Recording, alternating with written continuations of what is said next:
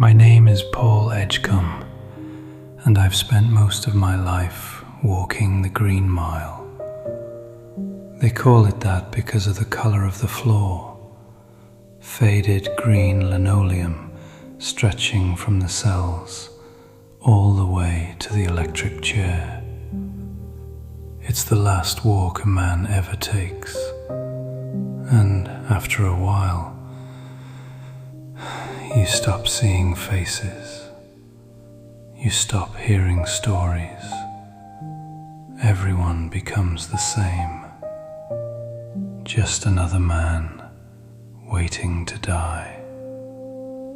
At least, that's what I believed, until John Coffey arrived. He was the biggest man I had ever seen. Quiet, gentle, the kind of man who looked more afraid of us than we were of him. But they said he did something terrible. 2 little girls, gone, and he was found holding them, crying. I remember looking at him and thinking, this doesn't make sense. A man that size could have torn the world apart, but the way he spoke, the way he moved, it was like he didn't belong in a place like this. Still, my job wasn't to judge. My job was simple: walk them to the end. Day by day, we followed the same routine. Cells opened, meals served, lights out. The usual rhythm of men waiting for their final moment. But John, he was different. One night, something happened that I still can't explain. I was in pain, a sickness that had been eating at me for weeks. And somehow, John knew. He reached out, placed his hand on me, and suddenly, the pain was gone. Just like that. I didn't understand it. None of us did. But that was the moment I realized John Coffey wasn't like the others. He had something we couldn't explain. And it didn't stop there. There was a mouse on the block, tiny little thing that somehow survived everything. One of the inmates, Delacroix, cared for it like it was his only friend. One day, the cruelest man I've ever known, Percy, crushed it.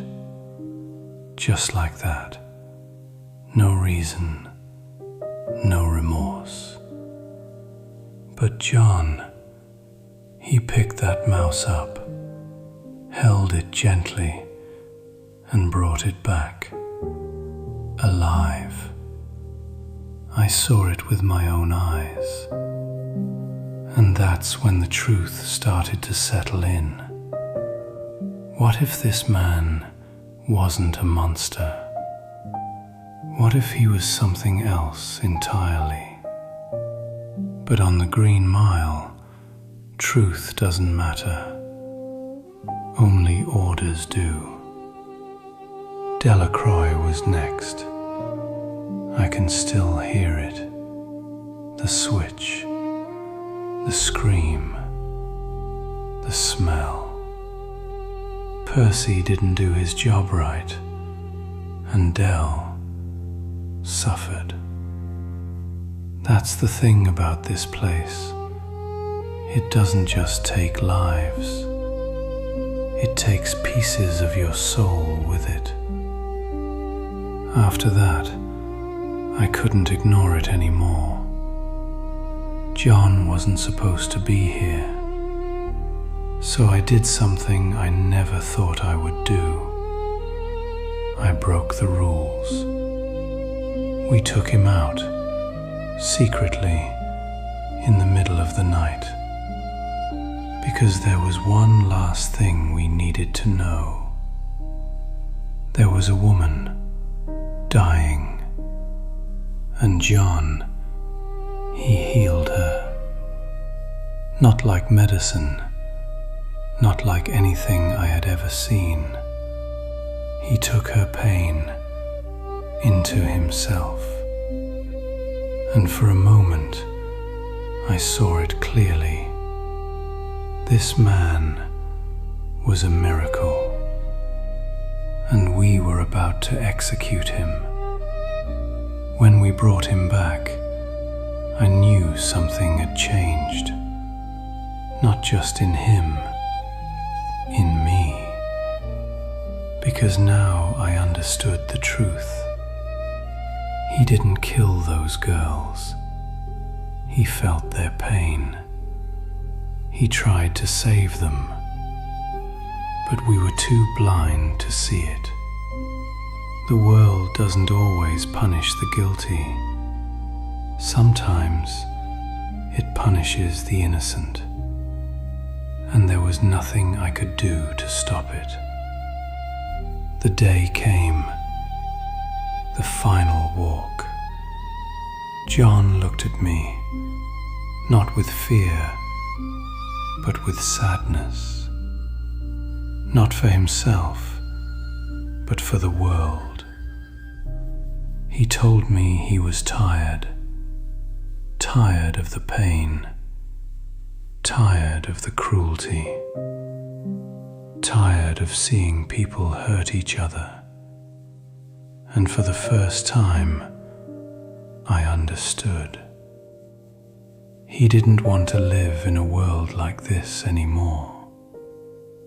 When he sat in that chair, I felt something break inside me, because I knew this wasn't justice.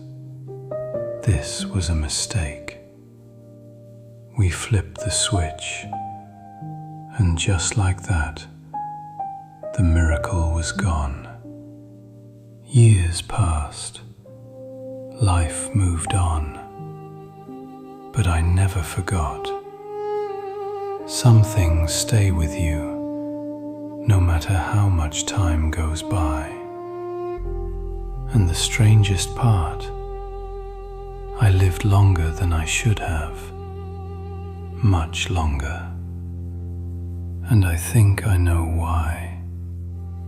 Because John gave me a piece of what he had, a reminder that sometimes the ones we judge the most are the ones who deserved it the least. And that's the thing about the Green Mile. You don't just walk it once, you carry it with you for the rest of your life.